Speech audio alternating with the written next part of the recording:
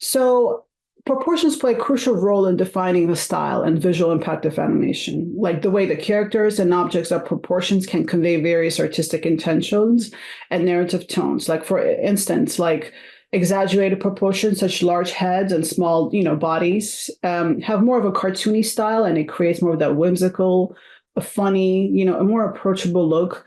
It basically it is used a lot in children's animation, but also adult animation, such as like South Park, Family Guy.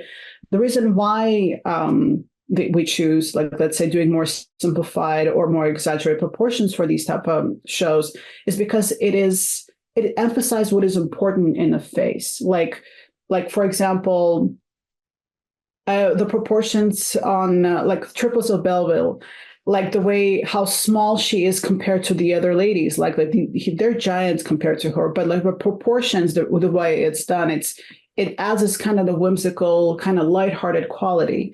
The way the Samurai Jack's proportions are also pushed, like let's say the head and the hands are bigger proportion to the torso, for example. And like, for example, in Cinderella's background, if you take a look at how huge this kind of piece is, this vase or whatever this the column is compared to the characters and the stairs itself, it just feels like it can't support all that weight. And again, like the pushed proportions, it's not just for only for characters, it also for environments as well.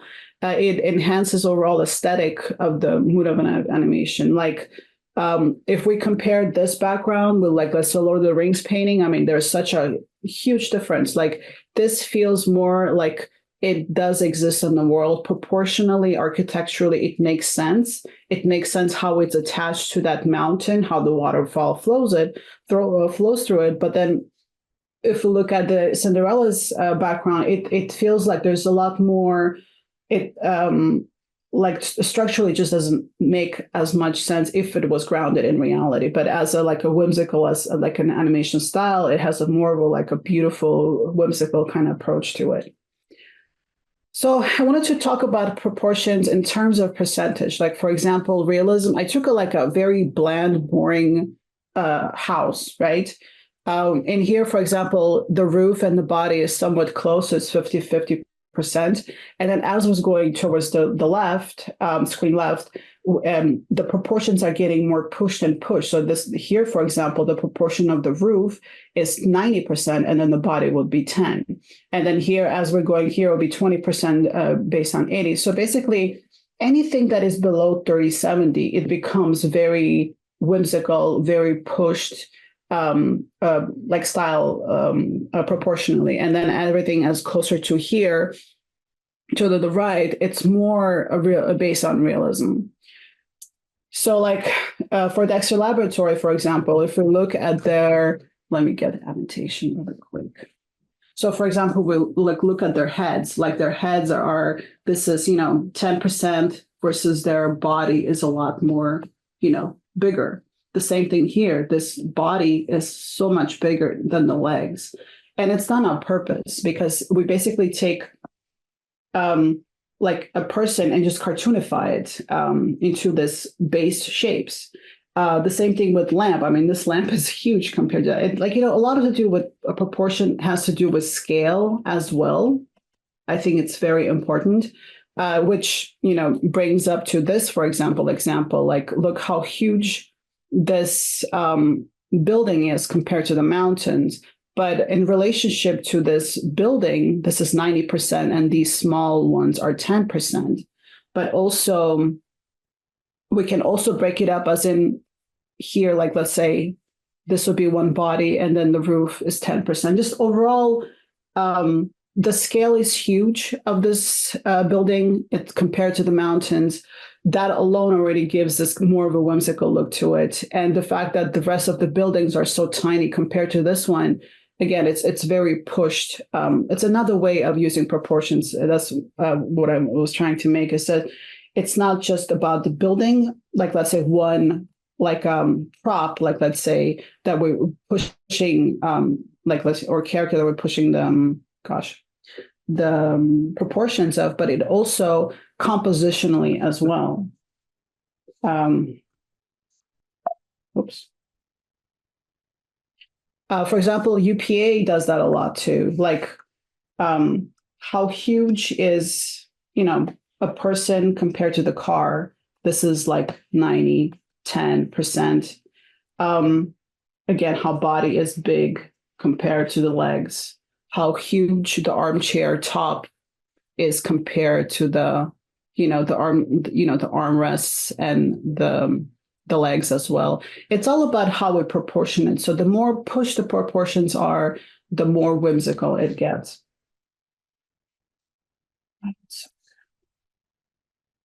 In Cinderella, for example, look at the doors compared to the, like, overall, the scale of doors is huge compared to the handles.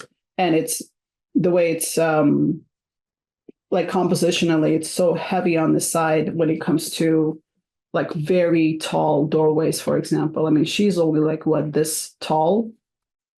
We don't really need this much space, but this is done on purpose to give a bit more of a whimsical approach. The same thing here, like these are huge paintings compared to the small people. And even like if you take this wall, for example, right? This is 90% and this is 10. It's just there's a lot of ways you can use proportions, not just like to a single object, but also how this object relates to other objects as well, which comes in like more of a scale, like how this doorway, this is a shape, let's say this is a square shape, and this is huge. And then if we divided where the characters stand, so this would be 90% and this is 10. Because they could have just chosen to make the characters just a little bit taller and make the doorway a lot more shorter, but they decided to make it like very tall, which basically relates to money. It's huge palace, you know what I mean? So that way it just looks more prominent design-wise. The same thing with Triplets of Belleville, like how like exaggerated the ship design is. The body, is like 90% versus 10% of these top, is very pushed. The same here, like how it relates to that. So I think you get the point. So moving forward to other animations that are getting a lot more towards the realistic side, like I would say Spider-Man Into the Spider-Verse, it's more grounded in realism. I think proportionally it is more realistic. Scale-wise, it is more realistic. However, in this specific shot, for example, because they're trying to sell you all the billboards and stuff like that, and we take the composition, this is basically divided into 90% and 10%, because again, we want to make sure that we sell the billboards and how big, overpowering the city is compared to the traffic and how small the cars are compared to that. Or like if we take proportionally the buildings, for example, we're divided again into big and small, and the same.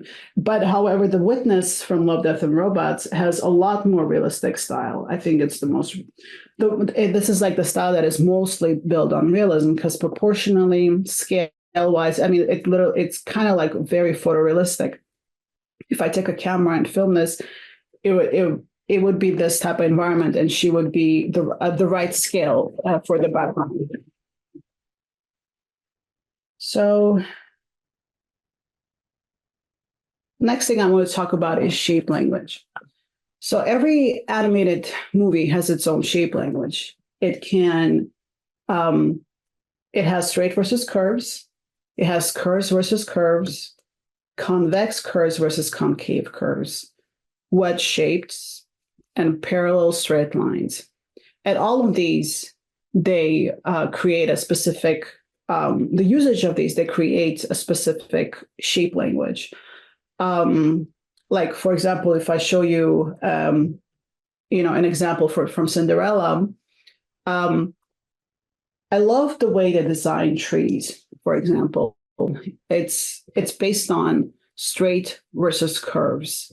And it kind of goes back and forth from curves versus straight. And it's so well balanced. The same thing about the bridge. Bridge, for example, is concave curves versus convex curves. However, the curve of the bridge is balanced with a straight horizon line. And throughout the movie, it's really beautiful the way they also use shape motifs, which I will get there right after this. Something I wanted to mention, that shape motif is something that they use on Cinderella as well to make a specific shape language.